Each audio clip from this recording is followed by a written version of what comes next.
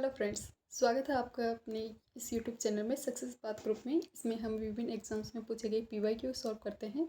और आज हम इकोलॉजी में जो पीवाईक्यू सॉल्व कर रहे हैं वो आपके टॉपिक रहेगा जैव विविधता के उपयोग के रिगार्डिंग। जैव विविधता की जैसे कि आप सभी जानते हैं कि विभिन्न उपयोग आपको देखने को मिलते हैं और यहाँ पे डायग्राम में भी दर्शाया गया है कि इनका उपयोग है वो आपको हमारे लिए क्या, मानव के लिए क्या यूज है। तो मानव के लिए इनसे आपको भोजन और उन्नत किस्म के जो भी खाद्यान्न है वो प्राप्त होते हैं। साथ ही आपको यहाँ से दवाएं हैं, औषधि हैं, ड्रग्स वगैरह वो प्राप्त होती हैं। इन्वायरमेंट के संतुलन के लिए आवश्यक है। पारितंत्र की सेवाएं देते हैं, जैसे उत्पादकता की सेवाएं इनके द्वारा प्रदान की जाती है, तो पारितंत्रिक सेवाएं देते हैं। सांस्कृतिक लाभ आपको इनको देखने मिलते हैं और सौंदर्य प्रग लाभ है वो आपको इनके देखने मिलते हैं। सौंदर्य प्रग लाभ जैसे कि पर्यटन वगैरह के में यूज़ है वो देखने मिलते हैं। साहित्यिक रचनाएं पर आधारित कुछ देखने मिलेगी। पालतू जानवर, इस प्रकार से आप इनके क्या देख सकते हो, जैव विविधता के उपयोग है वो देख सकते हैं। साथ ही इनकी अदर जो मेन इम्पोर्टेंट है की पॉइंट जो एग्जाम्स में बार बार रिपीटेड पूछे जाते हैं उनमें आता है, एक तो सस्य परागण, एक पोषण चक्र, एक होता है मृदा अपरदन की रोकथाम। ये कुछ क्या है इसके मेजर की पॉइंट है जो बार बार एग्जाम्स में पूछे जाते हैं। मृदा अपरदन की रोकथाम के लिए, अवशिष्ट अपशिष्ट है इसका रिसाइकल के लिए, जल के कंजर्वेशन के लिए, सॉइल की फॉर्मेशन के लिए। तो ये आपको ध्यान रखना है कि जैव विविधता के जो, क्योंकि ये सभी बता देते हैं कि इनसे हमें भोजन प्राप्त होता है, नई फसल हो या चाहे उन्नत किस्म की फसल हो, ये सब। साथ ही विभिन्न प्रकार की ड्रग्स एंड जो भी दवाई वगैरह है इनसे प्राप्त होती है। उन्हें टेक्साल, मॉर्फिन और बोटानो केमिकल्स। तो बोटानो केमिकल्स वगैरह, मॉर्फिन, ये हमें किससे प्राप्त होते हैं, वृक्ष से प्राप्त होते हैं। पर्यटन वगैरह हैं ये भी सभी बता देते हैं। धार्मिक विश्वास, राष्ट्र की गौरव का प्रतीक, बायोडाइवर्सिटी आपको देखने मिलेगी। लेकिन जो की पॉइंट एग्जाम ओरिएंटेड है वो आपको ये अच्छे से याद करने हैं। सस्य परागण, पोषण चक्र, मृदा अपरदन की रोकथाम, मृदा फॉर्मेशन के लिए, जल के कंजर्वेशन संरक्षण के लिए, और जो अपशिष्ट है इसके रिसाइकल के लिए, जलवायु है, क्लाइमेट है उसके कंट्रोल के लिए, नियंत्रण के लिए, वन और सागरों द्वारा। क्योंकि हम देखते हैं कि जो पेड़ पौधे वगैरह है वो कार्बन है उसका क्या करते हैं, ऑब्जर्व करके रखते हैं। तो इसलिए ये हमारे लिए क्या है, विभिन्न उपयोग इनके आपको देखने मिलेंगे। फर्स्ट जो आपसे यहाँ से क्वेश्चन पूछा गया है वो है, जैव विविधता निम्नलिखित माध्यम द्वारा मानव अस्तित्व का आधार बनी हुई है। जैव विविधता निम्नलिखित माध्यम या माध्यमों द्वारा मानव अस्तित्व का आधार बनी हुई है। ऑप्शन ए मृदा निर्माण, तो हमने देखा था हाँ, जैव विविधता के उपयोग मृदा निर्माण में भी होते हैं, मृदा प्रदन की रोकथाम में भी होते हैं। अपशिष्ट है इसके रिसाइकल और सस्य परागण, तो अपशिष्ट के रिसाइकल के लिए और सस्य परागण है, इन सभी में इसका यूज है वो आपको देखने मिलेगा। तो आंसर होगा 1, 2, 3, 4। इस क्वेश्चन की व्याख्या भी देखें तो जैव विविधता है इसका मृदा फॉर्मेशन के लिए, मृदा अपरदन की रोकथाम में, अपशिष्ट जो भी हैं उनके रिसाइकल, सस्य परागण द्वारा मानव अस्तित्व का किया है यह आधार बनी हुई है। तो ये रिगार्डिंग क्वेश्चन पूछे गए थे जैव विविधता के उपयोग के रिगार्डिंग। नेक्स्ट जो पूछा गया है वो हमारा टॉपिक रहेगा IUCN। IUCN एक अंतर्राष्ट्रीय संगठन है जो हमारे नेचर को कंजर्व करने में महत्वपूर्ण भूमिका निभा रहा है, या फिर हम कह रहे ये महत्वपूर्ण कार्य है वो कर रहे हैं। इसके रिगार्डिंग थ्योरी पार्ट देखें तो IUCN है ये एक अंतर्राष्ट्रीय संगठन है जो प्रकृति संरक्षण एवं प्राकृतिक संसाधनों के सतत प्रयोग के क्षेत्र में कार्यरत है। यह संयुक्त राष्ट्र का अंग नहीं है, कभी भी ध्यान रखना, ये एक क्या है, स्वतंत्र है, संयुक्त राष्ट्र का अंग नहीं है, अंतर्राष्ट्रीय संगठन है। इसे संयुक्त राष्ट्र महासभा के पर्यवेक्षक का आधिकारिक दर्जा है, ऑफिशियल दर्जा है वो भी प्राप्त है। नेक्स्ट है प्रकृति और प्राकृतिक संसाधन अंतर्राष्ट्रीय संरक्षण संघ IUCN द्वारा जो प्रकाशित है रेड डाटा बुक्स, उसमें विलुप्ति के कगार पर खड़े संकटग्रस्त पौधे और पशु जातियों की सूचियाँ इसमें इंक्लूड की जाती हैं। IUCN द्वारा प्रकाशित बुक का नाम आपको याद रखना है। कौन सी बुक इसके द्वारा प्रकाशित की जाती है, रेड डाटा बुक है वो प्रकाशित की जाती है। इसमें रेड डाटा बुक्स में कौन से पेड़ पौधे और जो पशु पक्षी उनकी प्रजातियों को इंक्लूड किया जाता है। तो जो विलुप्ति की कगार पर जो पहुंच चुके हैं उनको सुरक्षित करने के लिए ये रेड डाटा बुक है वो प्रकाशित की जाती है। इसके बारे में वर्णन उनमें रहता है। अतः विलुप्त होने वाली प्रजातियों की सूचीबद्धता रेड डाटा बुक में होती है। तो जो विलुप्त होने वाली प्रजाति हैं उनकी लिस्ट आपको किसमें देखने मिलेगी, रेड डाटा बुक है इसमें देखने मिलेगी। नेक्स्ट जो क्वेश्चन पूछा गया है, जो थ्योरी है, प्रगति संरक्षण हेतु अंतर्राष्ट्रीय संघ IUCN है international union for conservation nature, इसकी परिभाषा के अकॉर्डिंग देखें तो किसी प्रजाति को तब विलुप्त यानी माना जाता है, एक्सटिंक्ट माना जाता है, जब वह अपने प्राकृतिक आवास से 50 वर्षों से नहीं देखी गई है तो उसे क्या माना जाएगा, विलुप्त। कौन सी ऐसी प्रजाति है जिसे विलुप्त माना जाता है, तो IUCN कहता है कि अगर किसी प्रजाति को पिछले 50 वर्षों से नहीं देखा गया है तो वो क्या है, आपके विलुप्त की कगार पर है, यह विलुप्त हो चुकी है। IUCN की जो सूची है उसमें मुख्यतः निम्न लाभ होते हैं। IUCN की सूची के लाभ देखें तो एक बताया गया है, स्थानीय स्तर पर संरक्षण कार्यों का निर्देशन। जो स्थानीय स्तर है, लोकल लेवल है, वहीं पर जो संरक्षण के कार्य हैं उनका निर्देशन। संकटापन्न प्रजाति है उनकी पहचान और उनका अभिलेखन, रिकॉर्ड उनका रख लिया जाता है जो भी संकटापन्न यानी कि संकट की स्थिति में है। नेक्स्ट, जैव विविधता जो संकटग्रस्त है उसके महत्व के विषय को जागरूकता उत्पन्न करना, लोगों में अवेयरनेस का कार्य करता है। एंड नेक्स्ट, जैव विविधता ह्रास की लिखित सूची है, इसका निर्माण करना। तो जो जिनसे बायोडाइवर्सिटी है उसको नुकसान पहुंचता है उन कारकों की क्या करना, लिखित सूची है वो तैयार करना। ये आपको इनके मेजर लाभ है। IUCN जो संस्था है, अंतर्राष्ट्रीय संस्थान जो एक स्वतंत्र संस्था है, इनके आपको लाभ देखने मिल सकते हैं। इनके रिगार्डिंग जो क्वेश्चन आपसे पूछे गए एग्जाम्स में वो देख लेते हैं। फर्स्ट क्वेश्चन, प्रकृति और प्राकृतिक संसाधनों के संरक्षण के लिए अंतर्राष्ट्रीय संघ जिसे international union for conservation of nature and natural resource IUCN के रूप में जाना जाता है, तथा वन्य प्राणी जात एवं वनस्पति जात की संकटापन्न स्पीसीज के अंतर्राष्ट्रीय व्यापार पर convention on international trade in endangered species of wild फोना एंड फ्लोरा। तो इसके संदर्भ में निम्नलिखित विभिन्न कथन दिए हुए हैं और उनके संदर्भ में आपको बताना है। IUCN एक अंतर्राष्ट्रीय संयुक्त राष्ट्र संघ का अंग है, और जबकि ये CITES ये सरकारों के बीच एक अंतर्राष्ट्रीय करार है। IUCN है ये क्या संयुक्त राष्ट्र संघ का अंग है क्या, तो हमने देखा था संयुक्त राष्ट्र संघ का अंग नहीं है IUCN। एंड CITES सरकार है, विभिन्न सरकार, उनके बीच एक अंतर्राष्ट्रीय करार आपको देखने मिलता है। IUCN है वो प्राकृतिक पर्यावरण से बेहतर प्रबंध के लिए विश्व भर के हजारों क्षेत्र में प्रोजेक्ट चलाता है। तो IUCN है वो रेड डाटा बुक वगैरह जारी करता है और विभिन्न जो भी प्राकृतिक पर्यावरण है इसके बेहतर प्रबंध के लिए क्या करता है, विभिन्न प्रोजेक्ट है वो भी चलाता है। CITES उन राज्यों पर वैध रूप से आबाद कर है जो इसमें शामिल हुए हैं, लेकिन यह कन्वेंशन राष्ट्रीय विधियों का स्थान नहीं लेता। ये एक क्या है, सरकारों के बीच अंतर्राष्ट्रीय करार है, तो ये वैध रूप से आबाद कर है यानी लीगल रूप से तो अप्लाई है, लेकिन यह कन्वेंशन उन राष्ट्रीय विधियों का स्थान नहीं लेता जो CITES उन राज्यों का वैध रूप से आबाद कर है जो इसमें शामिल हुए, जो इसमें इंक्लूड हो गए इसमें है, लेकिन ये कन्वेंशन राष्ट्रीय जो भी लॉ वगैरह है इनके स्थान पर उनका स्थान नहीं लेता जो भी लॉ वगैरह बने हुए हैं। तो इसमें आपको सही उत्तर का चयन करना है, ऑप्शन बी। और इसमें है कथन 2 और 3 कथन सत्य है। UPSC 2015 में एक क्वेश्चन पूछा गया था। IUCN क्या है, एक अंतर्राष्ट्रीय संगठन है जो प्रकृति संरक्षण एवं प्राकृतिक संसाधनों के सतत प्रयोग में क्षेत्र में कार्यरत है। यह संयुक्त राष्ट्र संघ का अंग नहीं है। इसे संयुक्त राष्ट्र महासभा के पर्यवेक्षक का दर्जा है, ऑफिशियल दर्जा है वो भी प्राप्त है। नेक्स्ट क्वेश्चन वापस IUCN के रिगार्डिंग है। प्रकृति और प्राकृतिक संसाधन अंतर्राष्ट्रीय संरक्षण संघ IUCN द्वारा प्रकाशित जो बुक है रेड डाटा बुक्स, उसमें निम्नलिखित सूचियां हैं वो शामिल की जाती है। कौन कौन सी? फर्स्ट है जीव विविधता के प्रखर स्थल यानी कि हॉट स्पॉट्स है, उसमें विद्यमान जो स्थानिक पौधे और जो पशु जाति हैं उनकी सूची। सेकंड है संकटग्रस्त जो भी पौधे और पशु हैं उनकी सूची। और थर्ड है विभिन्न देशों के में प्रगति और प्राकृतिक संसाधनों के संरक्षण हेतु सुरक्षित स्थलों की सूची। तो रेड डाटा बुक है उसमें कौन सी लिस्ट है वो जारी की जाती है? आंसर होगा जो संकटग्रस्त पौधे और पशु है उनकी जातियों की सूची है वो इसमें जारी की जाती है, ऑप्शन बी।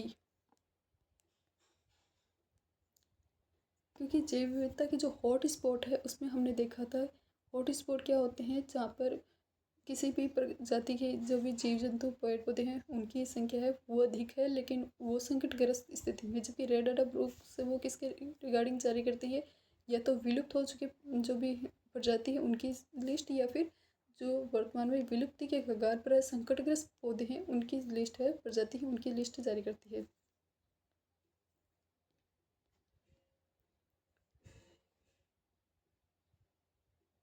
नेक्स्ट क्वेश्चन वापस रेड डाटा बुक या अथवा रेड लिस्ट के संबंध में ही है। रेड डाटा बुक अथवा रेड लिस्ट है, ये संबंधित संगठन है, किसका है? तो ये IUCN का एक संगठन आपको देखने मिलेगा। इसकी बुक देखने मिलेगी IUCN की। रेड डाटा बुक का प्रकाशन किसके द्वारा किया जाता है? IUCN।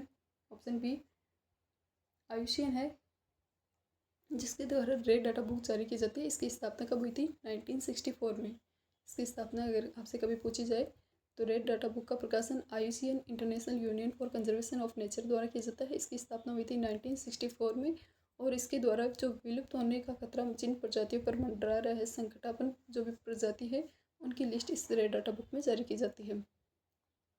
विलुप्त होने वाली प्रजातियों की सूचीबद्धता होती है। कौन सी बुक है जो विलुप्त होने वाली प्रजातियों की सूचीबद्धता है, लिस्ट है, वो जारी करती है? आंसर होगा red data book, option B.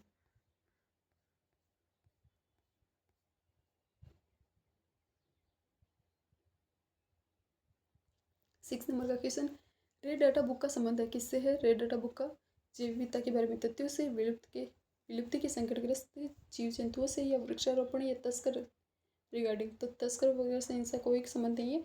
विलुप्त के संकटग्रस्त जीव जंतुओं से इसका क्या है? संबंध है, option B. Red data book में आंकड़े शामिल होते हैं, किसके आंकड़े शामिल होते हैं?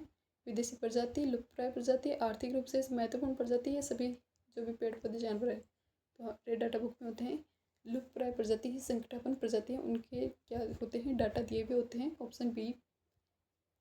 8 नंबर का क्वेश्चन, निम्नलिखित में से कौन सा एक प्राणी समूह है संकटापन्न जो भी जाति हैं उनके सहवर्ग के अंतर्गत आता है? तो जो कौन सा इनमें विभिन्न जो पेड़ पौधे जीवों के नाम दिए हुए हैं और इन जीवों के रिगार्डिंग आपसे पूछा है कि कौन सा है वो संकट की स्थिति में है या फिर रेड डाटा बुक की लिस्ट में आपको देखने मिलेगा। तो संकट की स्थिति या रेड डाटा बुक की लिस्ट में आपको देखने मिलता है ऑप्शन ए महान भारतीय सारंग, कस्तूरी मृग, लाल पांडा और एशियाई वन्य गधा। एशियाई वन्य गधा है, ये विलुप्ति की कगार पर है। जून 2012 है, उसमें IUCN द्वारा वर्ष 2012 की संकटग्रस्त प्रजातियों की रेड डाटा लिस्ट जारी की थी, जिसमें भारत में पाई जाने वाली पक्षियों की 15 प्रजातियों को अति संकटग्रस्त श्रेणी है उसके अंदर शामिल किया था। इस सूची है, इस लिस्ट में सोन चिरैया या फिर महान भारतीय सारंग, ग्रेट इंडियन बस्टर्ड है, साइबेरियन सारस है, स्लेटी टिटेरी, स्लेटी रंग की कोई टिटेरी वगैरह है पक्षी है, ये इसमें इंक्लूड किए गए थे। अति संकटग्रस्त श्रेणी में ये इंक्लूड किए गए थे। जो अति संकटग्रस्त स्थिति है उसमें कौन कौन से इंक्लूड किए गए थे? साइबेरियन सारस, जो स्लेटी रंग की टिटेरी है, जो नॉर्मल हमारे टिटेरी खेतों में देखने मिलती है, लेकिन जो स्लेटी रंग की टिटेरी है ये संकटग्रस्त स्थिति में है। महान भारतीय सारंग, ग्रेट इंडियन बस्टर्ड, सोन चिरैया के रिगार्डिंग हम सभी जानते हैं, ये भी वर्तमान में क्या है? अति संकटग्रस्त लिस्ट है उसमें शामिल है। नेक्स्ट है कस्तूरी मृग, ये संकटग्रस्त लिस्ट में देखने मिलता है। एशियाई वन्य गधा है, ये नियर थ्रेटेड है, संकट के नियर है, संकट के नज़दीक है। जबकि लाल पांडा है, ये संकटग्रस्त श्रेणी में इसमें शामिल किया था। तो 15 जो पक्षियों की ये जो विभिन्न जीव जंतु हैं इनकी लिस्ट है वो IUCN द्वारा 2012 में भारत के जो भी जीव जंतु इनको इंक्लूड किया था, इनकी लिस्ट है वो जारी की थी। नेक्स्ट क्वेश्चन आपसे पूछा गया है, भारतीय पक्षियों में कौन सा अत्यधिक संकटापन्न किस्म का है? तो भारतीय पक्षियों में जो सबसे ज़्यादा जिसमें संकट आपको देखने मिलेगा सोन चिरैया एंड ग्रेट इंडियन बस्टर्ड वगैरह, एंड एक अदर भी हमने देखा था टिटेरियस, वो स्लेटी रंग की टिटेरी वगैरह। तो इसमें जो ऑप्शन है वो होगा option B, great Indian bustard, क्योंकि अदर जो दिए हुए हैं वो अलग। किसी प्रजाति को विलुप्त माना जा सकता है जब वह अपने प्राकृतिक आवास में नहीं देखी हुई। तो हमने देखा था स्टार्टिंग में कि अगर कोई प्रजाति पिछले 50 वर्षों से नहीं देखी गई है तो उसे हम क्या मान सकते हैं? विलुप्ति के कगार पर मान सकते हैं, ऑप्शन डी। IUCN है, उसके द्वारा अपनी परिभाषा में ये बताया गया है कि किसी भी प्रजाति को विलुप्त तब माना जाता है जब वह अपने प्राकृतिक आवास में 50 वर्ष से नहीं देखी गई है। नेक्स्ट क्वेश्चन है, निम्नलिखित युग्मों पर विचार कीजिए। विभिन्न युग्म दिए हुए हैं और इनका पूछा है कि इनका प्राकृतिक रूप से ये नेचुरल रूप से ये जीव जंतु है ये कहाँ पर देखने मिलते हैं? तो कथन जो फर्स्ट ऑप्शन दिया हुआ है आपसे, नीले मीन पक्ष वाली महाशीर कहाँ पर देखने मिलती है? कावेरी रिवर में। इरावदी डॉल्फिन कहाँ पर? चंबल नदी में। और थर्ड दिया हुआ है मोरचाप राष्ट्रीय चीतीदार, ये कहाँ पर देखने को मिलती है? पूर्वी घाट की बिल्ली। तो इनमें से करेक्ट आंसर क्या होगा? ऑप्शन सी 1 और 3 है, ये सत्य है। नीले मीन पक्ष वाली महासीर आपको कावेरी रिवर के डेल्टा में देखने मिलती है। वहीं मोर्चा जो राष्ट्रीय चित्तीदार है, ये कोई पक्षी या जीव जंतु होता होगा जो आपको पूर्वी घाट की बिल्ली है, ये देख बिल्ली की प्रजाति है जो आपको पूर्वी घाट में देखने मिलती है। इस क्वेश्चन की व्याख्या देखें तो कावेरी नदी में महाशीर मछली है, फिश की एक प्रजाति है महाशीर फिश। इसकी 2 प्रजातियाँ आपको देखने मिलती है, नीले मीन पंख वाली और दूसरी है नारंगी मीन पंख वाली। तो पंख के अकॉर्डिंग नीले मीन पंख और नारंगी मीन पंख की आपको कावेरी रिवर के जो डेल्टा क्षेत्र है उसमें देखने मिलती है महाशीर मछली। वहीं मोरचाप चीतीदार बिल्ली एक बिल्ली की एक केट की एक प्रजाति है, मोरचाप चीतीदार बिल्ली। ये भारत के अधिकांश भागों श्रीलंका के में प्राकृतिक रूप से पाई जाती है। इसे 2016 में IUCN की लाल सूची में शामिल किया गया था। दूसरी ओर इरावदी डॉल्फिन है, ये एक समुद्री डॉल्फिन है जो भारत में बंगाल की खाड़ी और इसमें गिरने वाले जो भी नदी के मुहाने हैं तथा जो दक्षिण पूर्वी एशियाई देश है इनके समुद्री तट है, यहाँ पर नेचुरल रूप से आपको देखने मिलेगी। इरावदी डॉल्फिन है क्या है, एक समुद्री डॉल्फिन है जो अब हमारे इंडिया है इसमें बे ऑफ बंगाल है। और यहाँ पर जो भी मर्ज होने वाले रिवर्स है कृष्णा को कावेरी गोदावरी वगैरह है, तो इनके डेल्टा मुहाने पर आपको देखने मिलती है। गंगा ब्रह्मपुत्र का मुहाना भी आप मान सकते हैं क्योंकि वो भी बे ऑफ बंगाल में आके मर्ज होते हैं। और अदर जो भी दक्षिण पूर्वी एशियाई देश हैं उनके जो भी समुद्री तट है, कोस्टल रीजन है, उन पर प्राकृतिक रूप से ये देखने मिलती हैं। उल्लेखनीय कि वर्ष 2017 में इरावदी डॉल्फिन है उसको IUCN की रेड डाटा लिस्ट है, उसमें संकटग्रस्त इंडेंजर्ड श्रेणी है उसमें इंक्लूड किया गया था।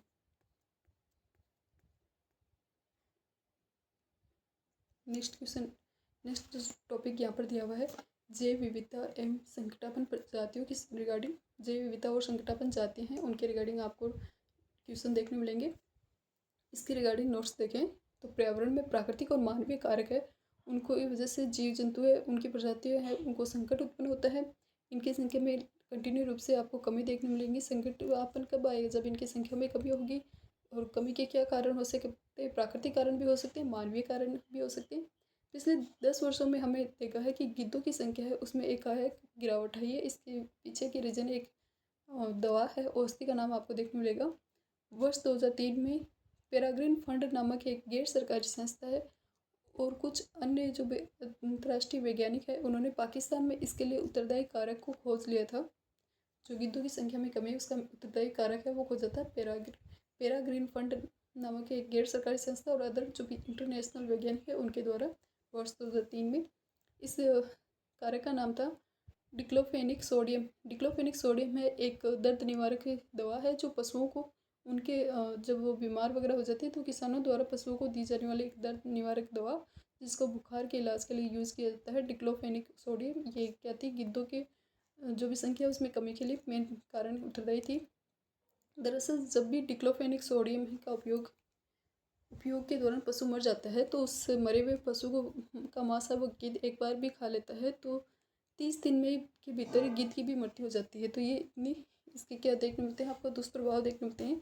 तो इस दवा के कुप्रभाव का अंदाज़ा इससे लगाया जा सकता है कि पिछले 10 वर्षों के भीतर भारत, नेपाल और पाकिस्तान में 8.50 करोड़ गिद्ध हैं, इनकी मृत्यु हो चुकी है इस दवा की वजह से, डिक्लोफेनिक सोडियम की वजह से। मॉरिशस में एक देखा गया है टम्बाला कोक है जिसे डोडो वृक्ष के रूप में भी जाना जाता है। डोडो पक्षी की विलुप्ति होने के कारण प्रजनन में असफल रहा था जिसकी वजह से यह भी लगभग विलुप्त हो चुका है। तो मॉरिशस है, मॉरिशस में टम्बला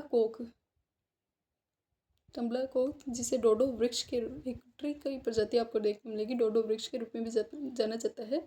डोडो पक्षी के विलुप्त होने के कारण प्रजनन में यह भी असफल रहा था जिसकी वजह से यह भी लगभग विलुप्त हो रहा है। वस्तुतः है इसके बीज डोडो पक्षी का मुख्य भोजन थे, डोडो पक्षी के मुख्य भोजन इसके बीज थे, इसलिए वो बाद में इसकी विशिष्टता के साथ बाहर निकलकर भूमि में अंकुरित होते थे। जो उसकी अपशिष्ट है उसके साथ निकलकर भूमि है उसमें अंकुरित होते थे। तो जब डोडो पक्षी विलुप्त हुआ तो अब इस पेड़ पर भी खतरा आ गया। नेक्स्ट है इंडियन फ्लाइंग फॉक्स, चमगादड़ की एक प्रजाति है इंडियन फ्लाइंग फॉक्स। ये चमगादड़ की आपको एक प्रजाति देखने मिलेगी जो बांग्लादेश, चीन, भारत, मालदीव, नेपाल, पाकिस्तान और श्रीलंका में पाई जाती है। इसे ग्रेटर इंडियन फ्रूट बैट के नाम से भी जाना जाता है। Greater Indian fruit bat, Indian flying fox, यानी चमगादड़ की प्रजाति भोजन के रूप में इसे कुछ लोग यूज करते होंगे। नेक्स्ट है ट्यूगोंग। ट्यूगोंग एक विशाल समुद्री स्तनधारी लार्ज मेरीन मैमल है जो विलोपन की कगार पर है। तो ये ट्यूगोंग है, ये भी क्या है, एक समुद्री स्तनधारी जीव है जो विलोपन की कगार पर है। यह एक शाकाहारी स्तनधारी है।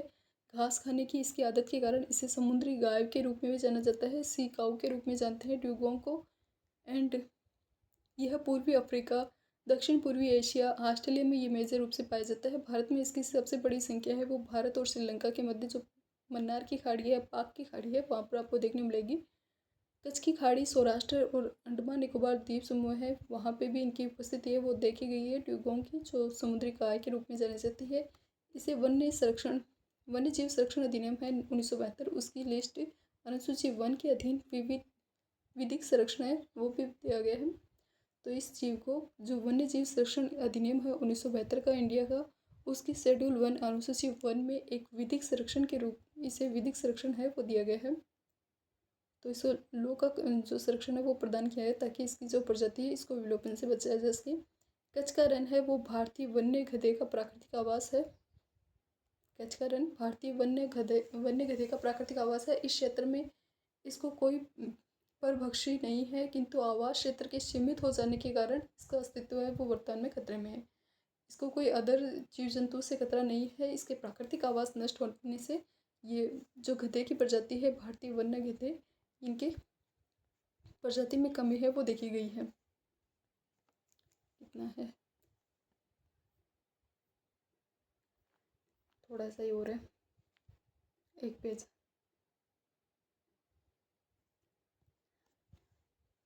प्रोसोफिस जूलिफेरा मूलतः मेक्सिको, एक अन्य प्रजाति प्रोसोफिस जूलिफेरा, ये मूली रूप से मेक्सिको, दक्षिण अफ्रीका, कैरेबियन क्षेत्र का एक छोटा पौधा, ये झाड़ी है, इसे बता सकते हैं यहाँ पे ट्विंग है। और यह पौधा भारत में 19वीं शताब्दी में लाया गया था। ये पौधा प्रोसोफिस जूलिफेरा भारत में 19वीं सदी में, इस पौधे में तमिल में सिमलई के रूप में व हिंदी में इसे विलायती बबूल के रूप में जाना जाता है। विलायती बबूल आपने सभी ने नाम सुना होगा। तमिल में इसे सिमई करू वेलम के रूप में जानते हैं।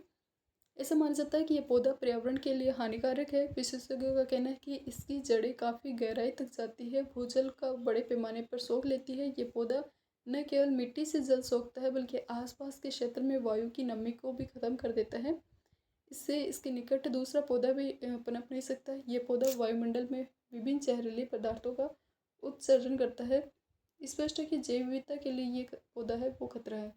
तो ये प्लांट है जो प्रोसोपिस जूलिफेरा, ये क्या है, इंडिया, मेक्सिको, दक्षिण अफ्रीका, कैरेबियन क्षेत्र में एक देखने मिलता है। झाड़ी नुमा पौधा है, विलायती बबूल, जो पर्यावरण के लिए क्या है, खतरनाक है।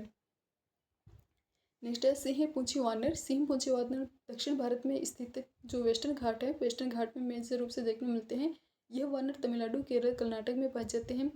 वर्ष 1952 में चीता को भारत से विलुप्त घोषित कर दिया। सिंह पूंछी वानर के रिगार्डिंग इतनी जानकारी थी कि इनकी लोकेशन आपको दक्षिण भारत में जो वेस्टर्न घाट है, इस वेस्टर्न घाट में तमिलनाडु, केरल और कर्नाटक वाले क्षेत्र में आपको देखने मिलेंगे। नेक्स्ट है चीता के रिगार्डिंग 1952 में चीता को भारत से विलुप्त घोषित कर दिया गया था। हाल ही में चीतों को भारत में एक बार फिर से बसाने की सरकार की जो योजना है उस पर सुप्रीम कोर्ट ने रोक लगा दी थी। उल्लेखनीय है कि पर्यावरण एवं वन मंत्रालय ने चीतों के नामीबिया के जंगलों से लाकर मध्य प्रदेश के अभ्यारण्य उसमें बसाने की योजना बनाई थी। वापस शायद रिमूव भी कर दिया होगा रोक, क्योंकि जो करंट में रहा था तो उसमें देखा था कि नामीबिया से कुछ चीते हैं वो लाए गए हैं और एमपी में जंगलों में रखे गए, तो उनमें से शायद किसी एक की डेथ भी हो गई। नेक्स्ट जो है समुद्र तल। समुद्र तल से 3,4500 मीटर की ऊंचाई पर आपको दुर्लभ हिम तेंदुआ देखने मिलेगा। हिमाचल प्रदेश, उत्तराखंड में यह सर्वेक्षण में इस बात की पुष्टि की गई कि हिम तेंदुआ वो भारत में उपस्थित है। तो समुद्र तल है उससे लगभग 3,4500 मीटर की हाइट पर हिम तेंदुए की प्रजाति है वो देखने मिलती है। और एक सर्वेक्षण किया गया जिसमें ये अनुमान बताया गया है कि हिम तेंदुआ भारत में उपस्थित है। लगभग नेक्स्ट जो पूछा है बताया गया है काली गर्दन वाला सारस। काली गर्दन वाला सारस आपको जम्मू कश्मीर राज्य का एक राज्य पक्षी के रूप में जाना जाता है। जम्मू कश्मीर राज्य है, उसका राज्य पक्षी कौन सा है, काली गर्दन का सारस। नेक्स्ट उड़ने वाली गिलहरी के रिगार्डिंग जानकारी है। उड़ने वाली गिलहरी भारत के साथ ही रूस, चीन, जापान, यूरोप, अफ्रीका और उत्तरी अमेरिका के अनेक भागों में देखने को मिलती है। भारत में हिमालय के पर्वतीय क्षेत्र में ये प्राय उड़न गिलहरी के रूप में देखने को मिलेगी। राजस्थान में भी देखने को मिलती है। नेक्स्ट है अंडमान निकोबार के समुद्री जीव जंतु है, उसमें dugong, dolphin, whale, salt water crocodile, लवण जल मगरमच्छ, समुद्री कछुआ, समुद्री सांप आदि सामान्य रूप से बहुतायत में पाए जाते हैं। श्रू टेपिर विशाल हिमालय श्रृंखला में पाए जाते हैं। श्रू एंड टेपिर ये विशाल हिमालय श्रृंखला में देखने मिलते हैं। रेकून है। रेकून जैसा दिखाई देने वाला एक रेड पांडा को फायर कैट के रूप में भी जाना जाता है। रेकून जैसा दिखता है क्या कि पांडे की प्रजाति रेड पांडा, जिसको फायर कैट के रूप में भी जाना जाता है। ये वृक्षों में रहने वाला एक स्तनधारी है।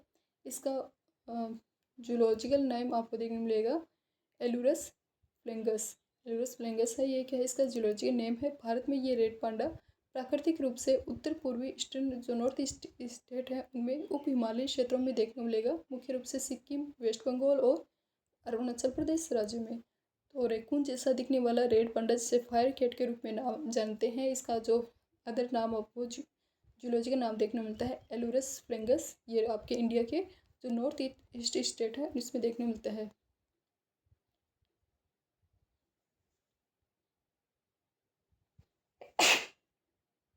सॉरी।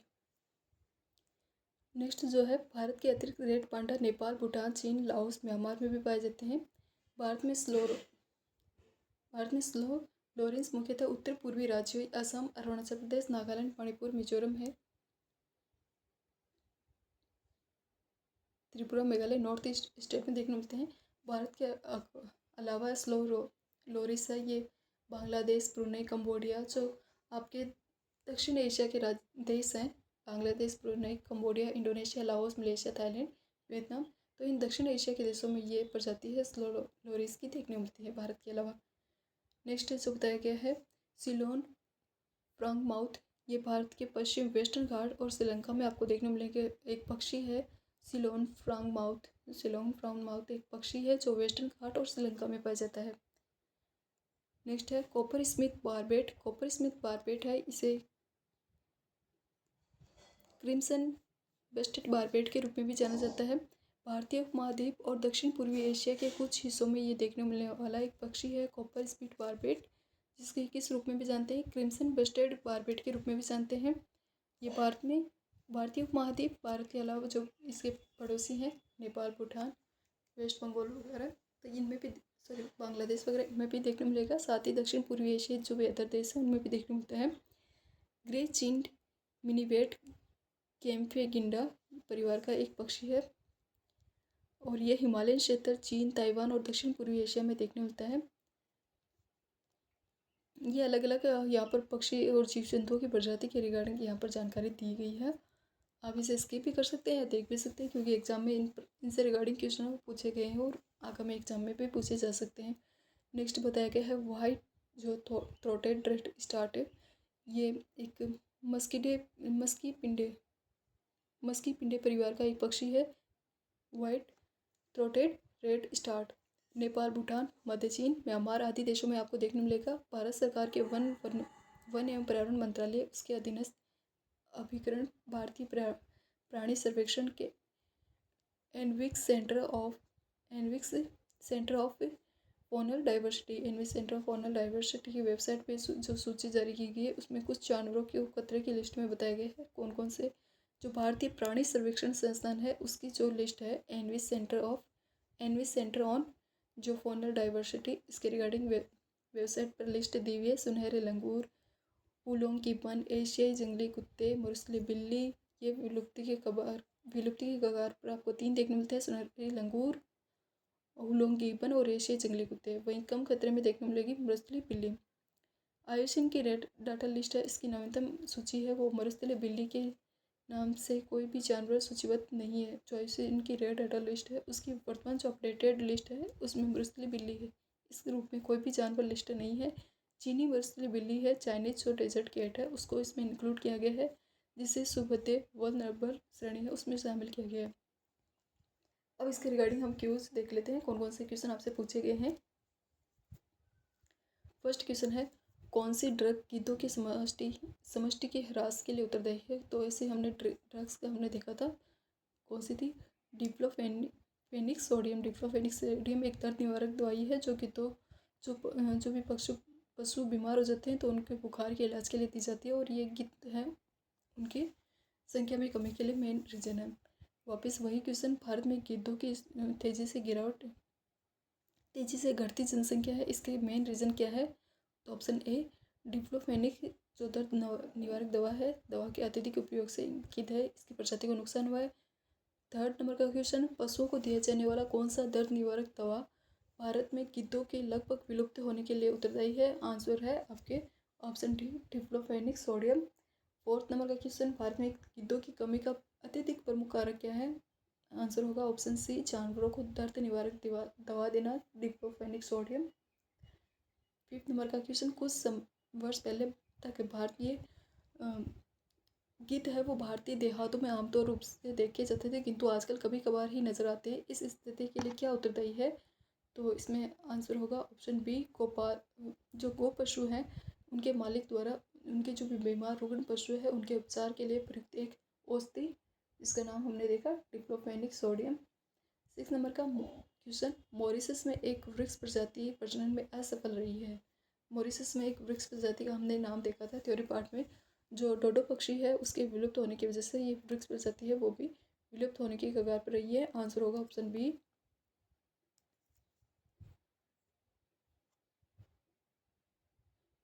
मॉरिशस में एक वृक्ष प्रजाति है आपके टमला कोक, इसका मेन नाम है टमला कोक, जो डोडो वृक्ष के नाम से भी जानी जाती है। डोडो पक्षी के विलुप्त होने के कारण ये प्रजाति प्रजनन में असफल रही थी, इसलिए लगभग विलुप्त हो चुकी है।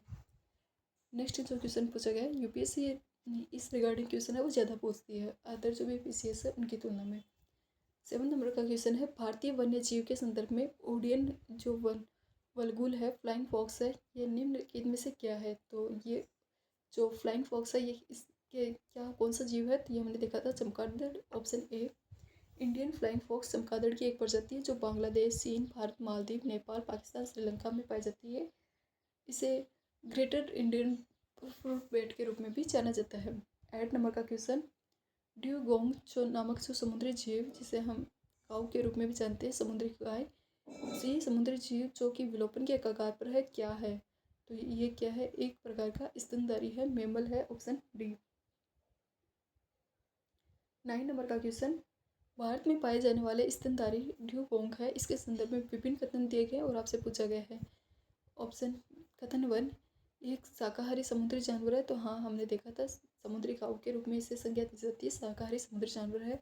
यह भारत के पूरे समुद्र तट के साथ पाया जाता है, तो पूरे समुद्र तट के साथ नहीं पाया जाता है। तो और नेक्स्ट इसे वन्य जीव संरक्षण अधिनियम 1972 की जो लिस्ट है अनुसूची 1 उसके अधीन विधिक संरक्षण है वो दिया गया है। तो हाँ इसे विधिक संरक्षण दिया गया है। आंसर होगा 1 और 3 सही है, ऑप्शन सी। समुद्री जो स्तनधारी है ड्यूगोंग, ये एक शाकाहारी स्तनधारी है। घास खाने की आदत के कारण इसे समुद्री काऊ के रूप में जानते हैं, और इसे वन्य जीव संरक्षण जो अधिनियम है 1972 उसकी लिस्ट 1 अनुसूची 1 उसमें इसे जो लीगल संरक्षण है वो भी दिया गया है। 10 नंबर का क्वेश्चन, बलुई और लवणीय क्षेत्र में एक भारतीय पशु जाति का एक प्राकृतिक आवास है। बलुई और लवणीय क्षेत्र एक भारतीय पशु जाति, लवणीय क्षेत्र यानी कि गधे की रिगार्डिंग होनी चाहिए, उस क्षेत्र में उस पशु को कोई भी परभक्षी नहीं है, किंतु आवास ध्वंस होने के कारण उसका अस्तित्व खतरे में है। तो यह कौन से पशु के रिगार्डिंग बात कर रहा है। तो आपसे इस प्रकार से भी क्वेश्चन है घुमाकर पूछा जा सकता है कि बलुई और लवणीय क्षेत्र यानी कि कच्छ के मैदान की तरफ एक भारतीय पशु की प्रजाति है जिसका प्राकृतिक आवास है, उसको अन्य पशु से कोई भी खतरा नहीं है, लेकिन उसका प्राकृतिक आवास नष्ट हो गया है, इस वजह से वो पशु है वो उसका अस्तित्व है वो खतरे में है। तो इसका आंसर होगा ऑप्शन बी, भारतीय वन्य गधा कच्छ के रण में देखने को मिलता है। 10 नंबर का क्वेश्चन, प्रोसोपिस जुलिफेरा हमने देखा था विलायती बबूल जिसे हम लोकल लैंग्वेज में जानते हैं। यह नामक पादप प्रायः क्यों समाचारों में उल्लेखित रहता है। तो ये पादप है वो समाचारों में क्यों उल्लेखित रहता है। तो इसका करेक्ट आंसर होगा जिस क्षेत्र में यह उगता है वहाँ की जैव विविधता को कम करने लगता है। इसके रिगार्डिंग हमने डिटेल से अभी नोट्स में देखा था और इसका थ्योरी पार्ट भी देखे तो वापस व्याख्या में इसे बताया गया है कि ये मूलतः मेक्सिको, दक्षिण अफ्रीका और कैरेबियन क्षेत्र की एक ट्विंक्स की झाड़ी थी। और ये पौधा भारत में 19वीं शताब्दी में जब ब्रिटिश भारत आए तो उन्होंने वो लेकर आए थे। और इस पौधे को हिंदी में विलायती बबूल कहते हैं। ऐसा माना जा रहा है कि ये पौधा पर्यावरण के लिए हानिकारक है। विशेषज्ञों का कहना है कि इसकी जड़ें काफ़ी गहराई तक जाती है, पानी को ऑब्जर्व कर लेती है गहराई से भी और आसपास के वातावरण से भी। और इसके निकट कोई भी अन्य जो भी वनस्पति है वो भी उग नहीं सकती, उसको भी अस्तित्व के लिए खतरा है। तो इसलिए ये जैव विविधता के लिए खतरा है, इसलिए ये प्रोसेपिस जुलिफेरा यानी कि जो विलायती बबूल है वो न्यूज़पेपर में रहता है। 12 नंबर का क्वेश्चन, निम्नलिखित राज्यों में से किसमें आपको सिंह पुंछी वानर है वो देखने को प्राकृतिक आवास देखने मिलेगा। तो सिंह पुंछी वानर इसके प्राकृतिक आवास के रिगार्डिंग पूछा है, कहाँ पर देखने मिलता है। तो वेस्टर्न घाट में ये देखने मिलता है। वेस्टर्न घाट में भी कौन से राज्य, तो राज्य इसमें होंगे तमिलनाडु, केरल और Karnataka, option A.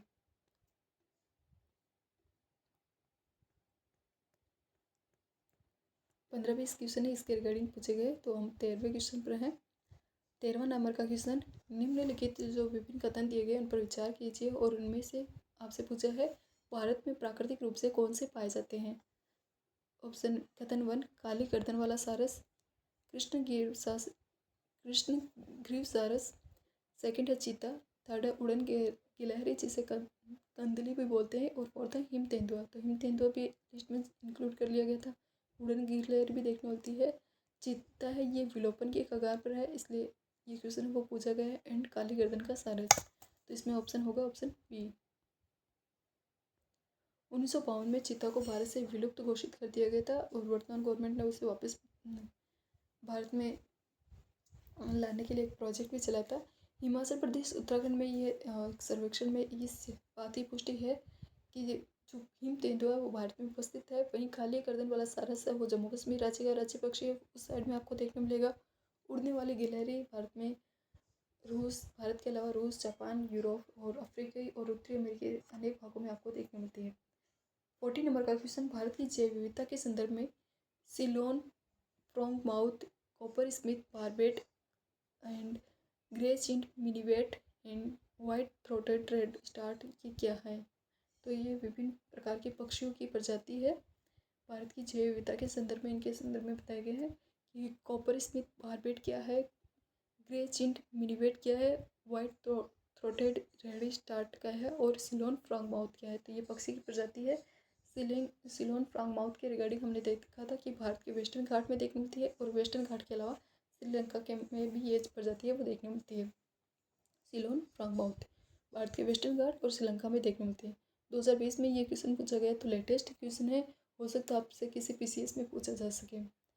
Copper Smith barbet ये क्या है, ये क्रिम्सन ब्रेस्टेड बारबेट है के रूप में भी इसे जानते हैं। भारतीय उपमहाद्वीप और दक्षिण पूर्वी एशियाई देशों में आपको देखने मिलेगी पक्षी की प्रजाति। ग्रे चिंट मिनीवेट ये क्या है, कैम्पेगिंडा परिवार का पक्षी और हिमालयन क्षेत्र चीन, ताइवान, दक्षिण पूर्वी एशिया इसमें देखने मिलता है। और फोर्थ था वाइट थ्रोटेड रेड स्टार्ट ये क्या है, मस्की पिंडे परिवार है इसका पक्षी है और ये नेपाल, भूटान, मध्य चाइना और म्यांमार आदि देशों में आपको देखने मिलता है। तो ये कुछ पक्षियों की प्रजाति थी। Ceylon frogmouth, coppersmith barbet, grey chinned minivet और white throated redstart. 15 number का क्वेश्चन, निम्नलिखित कथनों पर विचार कीजिए। कथन 1 है, अंडमान निकोबार द्वीप समूह में लवण जल मगर पाया जाता है। तो मगरमच्छ की एक प्रजाति लवण जल मगर, क्या ये अंडमान निकोबार द्वीप समूह में पाया जाता है। कथन 2, मालाबार क्षेत्र के पश्चिमी घाटों में, जो मालाबार रीजन है उसके वेस्टर्न घाटों में श्रू और टेपिर पाए जाते हैं। उपयुक्त कथन में से कौन सा कथन सत्य है, इसके रिगार्डिंग आपसे पूछा है। तो ऑप्शन होगा इसका ए, कथन ए है वो सत्य है। व्याख्या, अंडमान निकोबार के समुद्री जीव जंतु है उसमें आपको dugong, dolphin, whale, salt water crocodile, जो लवण जल मगर जिसके रिगार्डिंग क्वेश्चन पूछा है। इसके अलावा समुद्री कछुआ, समुद्री सांप, इनके ये नॉर्मल रूप से आपको अंडमान निकोबार द्वीप समूह में देखने मिलते हैं। तो हम बता सकते हैं कि भारत में जो अंडमान निकोबार द्वीप समूह है ये जैव विविधता के लिए काफ़ी फेमस है। यहाँ पर आपको विभिन्न जीव जंतुओं की प्रजाति देखने मिल सकती है। ड्यूगोंग जो समुद्री काऊ के रूप में जानी जाती है, डॉल्फिन भी यहाँ पर देखने मिलती है, व्हेल मछली भी देखने मिलती है। और जो लवण जल मगर यानी कि साल्ट वाटर क्रोकोडाइल है, ये साल्ट वाटर क्रोकोडाइल समुद्री कछुआ ये यहाँ पर देखने मिलती है। समुद्री सांप की प्रजाति भी देखने मिलती है। वहीं श्रू एवं टेम्पिर विशाल हिमालय श्रृंखला में देखने मिलते हैं, न कि मालाबार में। तो श्रू और टेम्पिर है ये कहाँ पर आपको देखने मिलते हैं? हिमालय रीजन में देखने मिलते हैं। 16 नंबर का क्वेश्चन, भारत में रेड पांडा प्राकृतिक रूप से केवल वेस्टर्न हिमालय में पाया जाता है। भारत में स्नो लोरिस ये उत्तर पूर्व के सघन वनों में रहता है। इनमें से कौन सा कथन है वो सही है? तो कथन 2 है वो सही है। भारत में रेड पांडा है वो प्राकृतिक रूप से उत्तर पूर्वी भारत के उप हिमालय क्षेत्र में देखने को मिलता है, मेनली सिक्किम, वेस्ट बंगाल और अरुणाचल प्रदेश के राज्यों में। वहीं भारत में स्लो लोरिस है वो मुख्यतः उत्तर पूर्वी राज्य असम, अरुणाचल प्रदेश, नागालैंड, मणिपुर, मिजोरम, त्रिपुरा, मेघालय में देखने मिलता है। कथन 2 सत्य है। तो इसमें क्वेश्चन में दिया गया था रेड पांडा क्या वेस्टर्न हिमालय में देखने मिलता है? तो नहीं, रेड पांडा और स्लो लोरिस ये आपको ईस्टर्न हिमालय वाले क्षेत्र है, पूर्वी हिमालय वाले क्षेत्र है, उनमें देखने मिलते हैं आपको रेड पांडा और स्लो लोरिस। डायग्राम में देखिए तो जो हमारा इंडिया का रफ डायग्राम है, इसमें आपको नॉर्थ ईस्ट के स्टेट है, इसमें आपको ये जीव है वो देखने मिलते हैं। एंड लास्ट क्वेश्चन, कुछ जीव है उनकी प्रजाति के रिगार्डिंग बताया गया है और उनसे आपसे सही सुमेलित नहीं है, इनकरेक्ट आपसे ऑप्शन पूछा है। सुनहरे लंगूर विलुप्तप्राय, मरुस्थलीय बिल्ली विलुप्तप्राय, हुलोंग गिबन विलुप्तप्राय और एशियाई जंगली कुत्ते असुरक्षित। बिल्ली के रिगार्डिंग हमने देखा था जब हमने इसके जो भी नोट्स वगैरह देखे थे, उसमें देखा था कि जो बाद में लिस्ट जारी की गई थी उसमें इंडिया की मरुस्थलीय बिल्ली का उल्लेख नहीं था, चाइना की बिल्ली का जरूर उल्लेख किया गया था। ये क्वेश्चन है, इसका आंसर नहीं दिया गया है, शायद डिलीट हुआ था ये क्वेश्चन। उत्तराखंड पीसीएस और यूपी पीसीएस में 2 बार ये क्वेश्चन पूछा गया है। IUCN की जो लिस्ट है उसकी जो अपडेट लिस्ट है उसमें भारतीय मरुस्थलीय बिल्ली है, इसको कोई भी जानवर इस नाम से कोई भी जानवर लिस्ट में नहीं है। चीनी मरुस्थलीय बिल्ली है, चाइनीज की डेजर्ट कैट है वो इंक्लूड की गई है, जिसे सुभद्य वल्नरेबल श्रेणी में शामिल किया गया है। एशियाई जंगली कुत्ते विलुप्तप्राय श्रेणी में है। इस प्रकार इसका आंसर है वो बी और डी होगा। तो ये असुरक्षित नहीं है, ये विलुप्तप्राय श्रेणी में है और ये इंडिया में नहीं रहती है। ये इस इंडिया वाले का उल्लेख नहीं किया गया था, चाइना वाले का उल्लेख वो किया गया था विलुप्तप्राय में नहीं, वल्नरेबल श्रेणी में, सुभद्य श्रेणी में। तो इस अकॉर्डिंग इसका आंसर बी और डी होगा और इसको बाद में डिलीट किया था इस क्वेश्चन को। तो आज के वीडियो लेक्चर है इसमें हम यहीं तक क्वेश्चन है वो डिस्कस कर रहे हैं। नेक्स्ट वीडियो में हम इसके आगे का पार्ट है वो कवर करेंगे। तब तक के लिए बने रहिए हमारे साथ, खुश रहिए, मस्त रहिए और पढ़ते रहिए। Okay, bye, thank you.